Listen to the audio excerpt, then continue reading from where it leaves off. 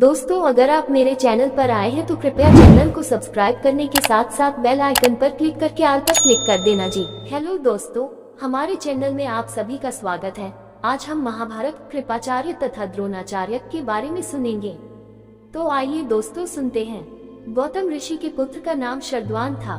उनका जन्म बाणों के साथ हुआ था। उन्हें वेदाभ्यास में जरा भी रुचि नहीं थी और धनुर्विद्या से उन्हें अत्यधिक लगाव था। वे धनुर्विद्या में इतने निपुण हो गए कि देवराज इंद्र उनसे भयभीत रहने लगे। इंद्र ने उन्हें साधना से डिगाने के लिए नामपदी नामक एक देवकन्या को उनके पास भेज दिया। उस देवकन्या के सौंदर्य के प्रभाव से कृप नामक बालक उत्पन्न हुआ और दूसरे भाग से कृपी नामक कन्या उत्पन्न हुई।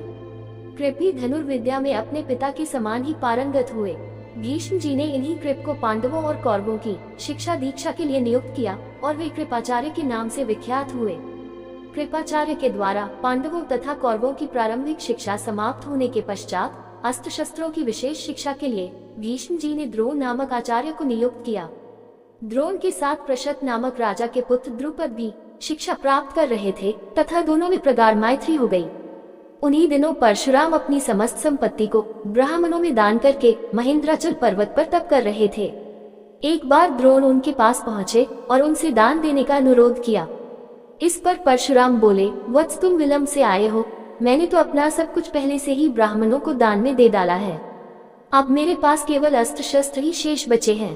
तुम चाहो तो उन्हें दान में ले सकते हो। द्रोण यही तो चाहते थे, अतः उन्होंने कहा, हे गुरुदेव, आपके अस्त्र शस्त्र प्राप्त करके मुझे अत्यधिक प्रसन्नता होगी, किंतु आपको मुझे इन अस्त्र शस्त्रों की शिक्षा दीक्षा देनी होगी तथा विधि विधान भी बताना होगा। इस प्रकार परशुराम के शिष्य बनकर द्रोण अस्त्र शस्त्रादि सहित समस्त विद्याओं के अभूतपूर्व ज्ञाता हो गए। शिक्षा प्राप्त करने के पश्चात द्रोण का विवाह कृपाचार्य की बहन कृपि के साथ हो गया। कृपि से उनका एक पुत्र हुआ।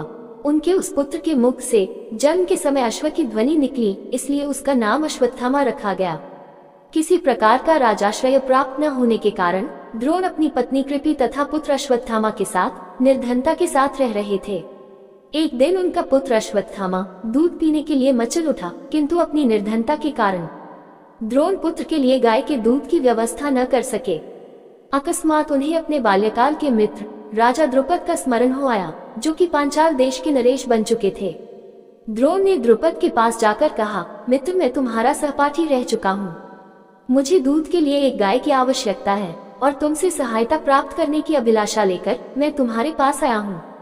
इस पर द्रुपद अपनी पुरानी मित्रता को भूलकर तथा स्वयं के नरेश होने के अहंकार के वश में आकर द्रोण पर बिगड़ उठे और कहा, तुम्हें मुझको अपना मित्र बताते हुए लज्जा शर्म नहीं आती? मित्रता केवल समान वर्ग के लोगों में होती है, तुम जैसे निर्धन और मुझ जैसे राजा में नहीं।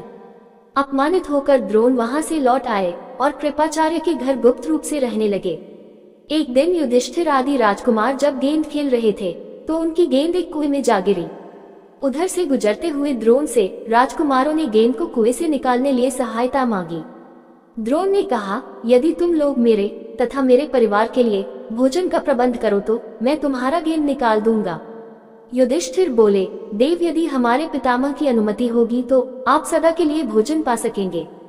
द्रोणाचार्य ने तत्काल एक मुट्ठी सीख लेकर उसे मंत्र से अभिमंत्रित किया और एक सीख से गेंद को छेदा। फिर दूसरे सीख से गेंद में फंसे सीख को छेदा। इस प्रकार सीख से सीख इस अद्भुत प्रयोग के विषय में तथा द्रोण के समस्त विषयों में प्रकांड पंडित होने के विषय में ज्ञात होने पर भीष्म पितामह ने उन्हें राजकुमारों की उच्च शिक्षा के नियुक्त कर राजाश्रय में ले लिया और वे द्रोणाचार्य के नाम से विख्यात हुए। उम्मीद करते हैं दोस्तों, आपको ये कृपाचार्य तथा द्रोणाचार्य महाभारत से संबंधित ज्ञान सुनने में अच्छा लगा होगा। इसी के साथ विदा लेते हैं। कल फिर एक नए महाभारत से संबंधित ज्ञान लेकर हाजिर होंगे। तब तक सभी दोस्तों को जय श्री कृष्ण जी।